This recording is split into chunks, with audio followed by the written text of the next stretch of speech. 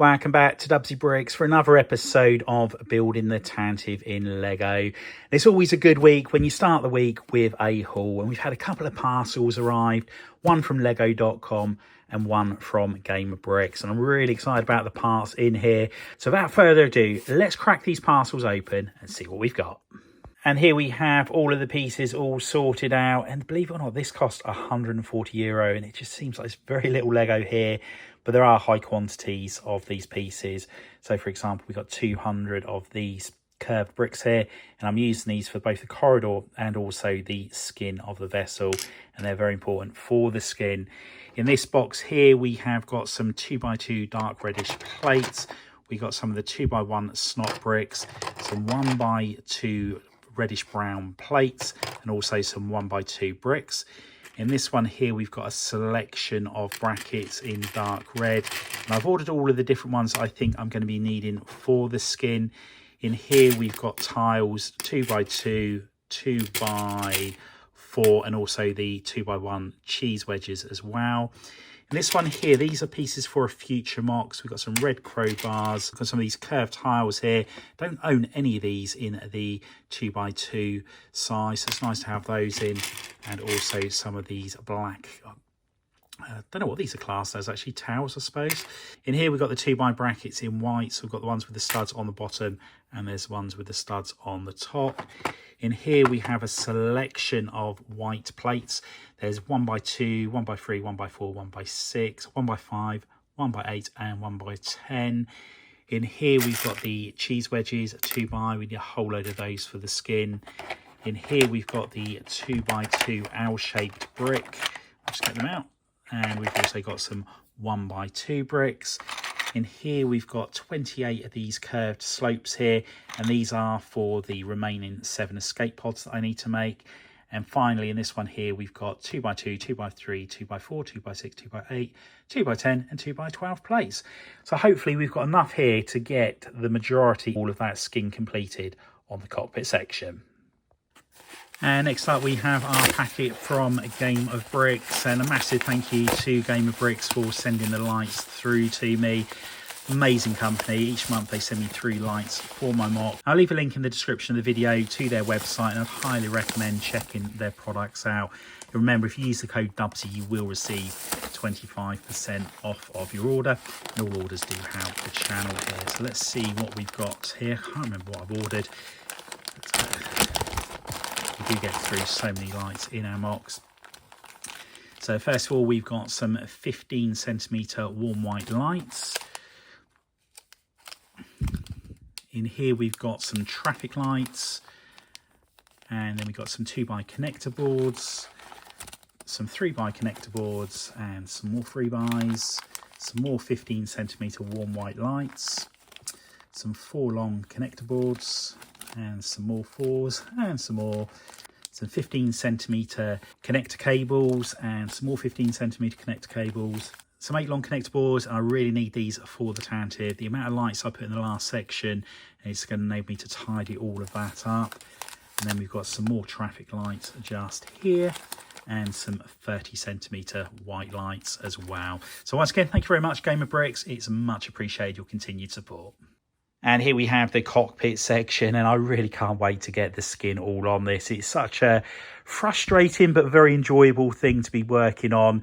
Trying to get it as seamless as possible, get the shape that you need to get on here is very, very difficult. And I am going to be experimenting a little bit more with this in this update. Now, I have got in the parts I think I need. However, I've also ordered a couple of extra pieces in to see if I can join these two together from behind. If I can do that, it will just do away with a little bit of a gap there. However, I'm not sure whether or not it's going to work. So what I'm going to do, I'm going to work on this side over here and just see how it comes out. Now, with the part down here, there are 2 large panels on here, and I'll put an image on screen now. And as you can see, there's a lot of circular detail on there. So again, they're going to be 2 separate panels, which we need to work out how we're going to attach. And then we've got the joys of the window. So let's get the pieces over to the table here and make a start on the skin on the right-hand side here. And here is our experimenting with doing 1 continuous panel here. And I really like how these 2 are touching. It is tidier. However, then you have the problem of the white overlap in here. Due to the angle of this, this red line here wants to go into the center of the ship there. So it's getting closer and closer to this part. So I need to move this over a little bit. And by doing that, then you overhang the white bit on top of the red. Also, I was struggling to get these two sections here as close together as I've got on this one over here. So I think I will stick with this. Although it is a little bit untidy on the edges here, overall, I think it does look a little bit better when you stand back on there. So let's make a load of these panels up now, and then we can start to attach them to the other side of the ship.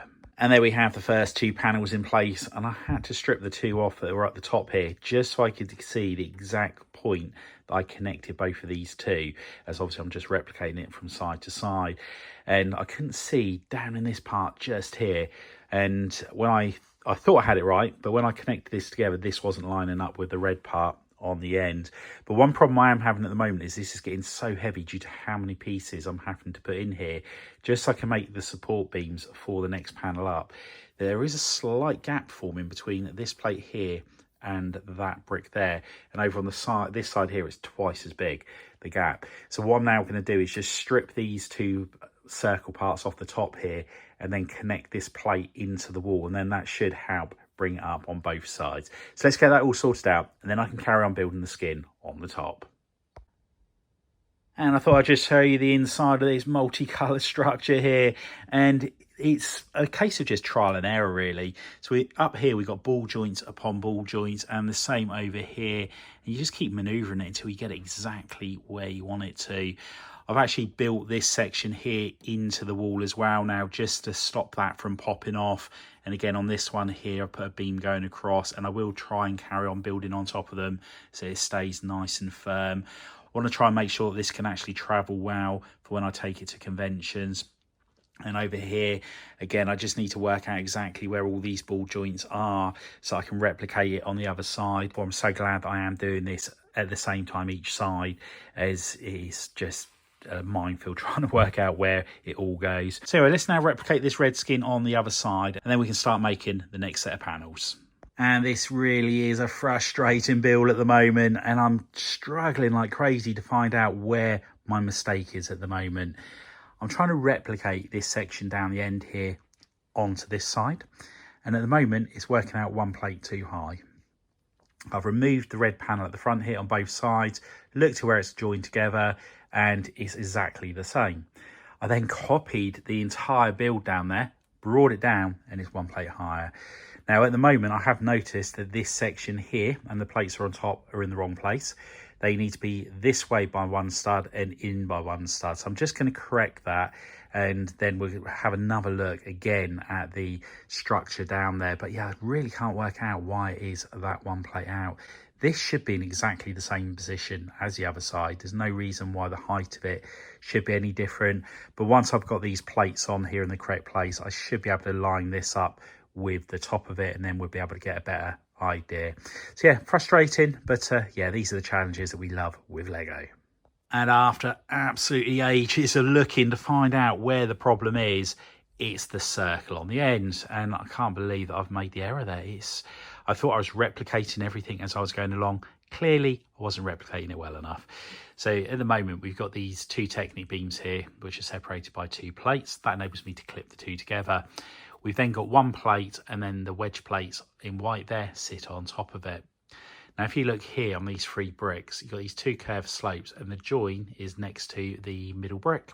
However, if you come around this side, the join is on the top brick. And if you look at these two slopes here, the bottom of the Technic brick is halfway up there. However, if you come here, it's nowhere near it. So yeah, that's where the problem is. Just need to work out where I need to adjust the brick built on there. But at least we found out where the problem is at long last, so we can get that sorted, and then fingers crossed everything will line up correctly. And the cockpit section's coming along nicely now, and there are a few gaps here and there. However, they're not bothering me at all, which is quite surprising. I thought they would really bother me, but yeah, happy with how it's all coming along. What I'm going to be doing now is turning my attention to the window section of the cockpit. And the reason being is I've run out of 1x plates, or very low on them. And I'm using so many more on here than I thought. I thought I was going to be using a lot more bricks. However, to get the strength in there, I've had to use a lot more plates. And also where I've had to put the ball joints as well has affected quite a lot. So for example, here above my finger we have a 2x2 plate, and the same there, and the ball joint bit is sandwiched between it on the back there, so it's meant I've had to use plates all the way along here just to keep it nice and strong. So yeah, that's the reason I'm running really low. I think I undercalculated or underestimated what I thought I was going to need for this part anyway. So we're going to work on the window here next. That's going to then help me to work out how I'm going to do the removable panel on the top. One other thing I also need to do is work out how I'm going to be covering this part. Now I believe there is a part of the skin which is higher than this section here, which will work out perfectly. So if you look at this gap at the bottom here, from this point here to the wall just there, it's close to 2 studs. However, by the time you get to the top, it's only about half a stud. So yeah, fingers crossed we can tidy all of that up, as well as these gaps either side here of the cockpit. So let's have a look at the cockpit glass section and see what we can come up with for that design. And next up, we're working on the red part that goes around the cockpit window. And from what I can tell, it actually leans in and back. So I put these wedges on the bottom here just to get it tilting back, and then I'll put a ball joint on the back of it to get it leaning in. It comes in at this sort of angle, I believe, and then you've actually got a rectangular window. So yeah, it's quite a challenge working out exactly how I'm going to go about doing all of this.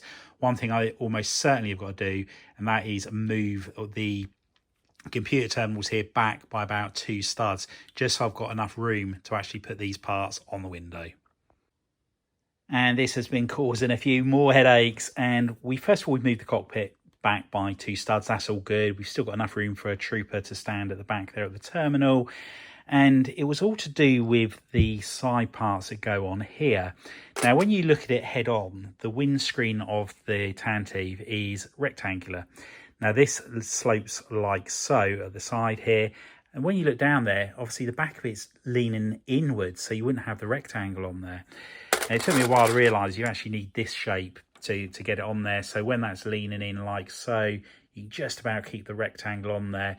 So I just need to work out exactly what angle pieces I need to use on there to get the right shape. And then also work out how I'm going to attach that to it. One other thing I didn't realise until I Googled it, the windscreen actually leans forward, which is probably another reason why it wasn't making a lot of sense earlier. But what I'm going to do now, I'm just going to have a look on Bricklink and just see what size windscreen pieces are available. There's got to be a car that has a big windscreen that can go all the way across there. I'd sooner have one piece of glass as opposed to loads of like 5x6 panels going across there. So let's go and have a look and see what's available, and then I can make a start on trying to get this part all attached.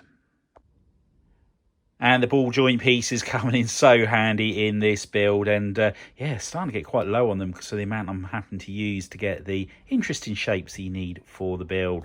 So with these parts just here, we've actually used the brackets on here so we can get these slopes facing each other, and I've used 2 sets of ball joints on the back here just so I can manipulate it that a little bit more and get it to the exact position that I want.